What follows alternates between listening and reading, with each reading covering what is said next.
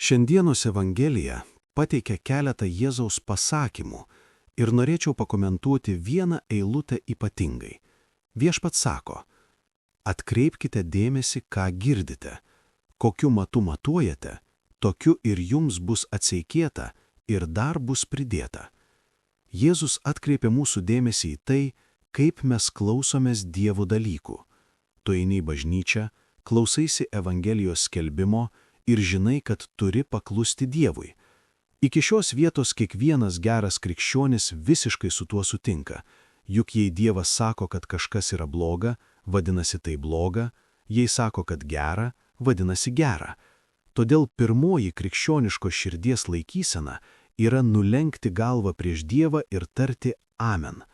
Šis gestas yra gilesnis nei atrodo. Sakydami Amen, mes aukojame savo protą. Aukščiausia tai, kad turime savyje, yra intelektas ir paklusdami pripažįstame, kad Dievas yra be galo išmintingesnis už mus. Net tada, kai nesuprantame visko, ko Jis iš mūsų prašo, su nuolankumu sakome: Viešpatie, Tu esi išmintingas. Biblija vadina kietakakliu tą, kuris nenulenkia galvos prieš Dievą. Kaklas – tai sprandas. Turėti kietą sprandą reiškia atsisakyti nulenkti galvą prieš Dievą, nepriimti proto aukos, nesakyti Amen. Todėl pirmoji krikščioniško širdies laikysena yra paklusnumas. Čia gimsta pirmoji meilė, tarno meilė, tarnystės meilė. Ir atkreipkite dėmesį, ši meilė yra gera, ji išgelbsti didžiąją žmonijos dalį. Neturime niekinti tarnystės meilės, nes dažnai tai yra vienintelė meilės forma, kurią žmogus sugeba pasiūlyti per visą savo gyvenimą. Dievas yra viešpats, aš esu tarnas ir paklūstu. Tačiau Jėzus nenori, kad mes čia sustotume, jis nori daugiau. Todėl jis sako: atkreipkite dėmesį, kaip klausotės, ir priduria: kokiu matu matuojate, tokiu ir jūs būsite matuojami. Tai reiškia štai ką: o kas jei be to, kad vykdome Dievo įsakymus, būtume dosnesni? O kas jei duotume to, ko nebuvome įpareigoti duoti? O kas jei žengtume dar vieną žingsnį? Čia kyla lėmiamas klausimas: kaip tu klausaisi Dievo?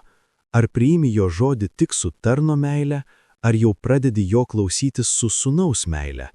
Darbuotojas laikosi darbo valandų, gauna atlyginimą, turi atostogas ir teisės. Tačiau sūnus yra kitoks. Sūnus yra paveldėtojas.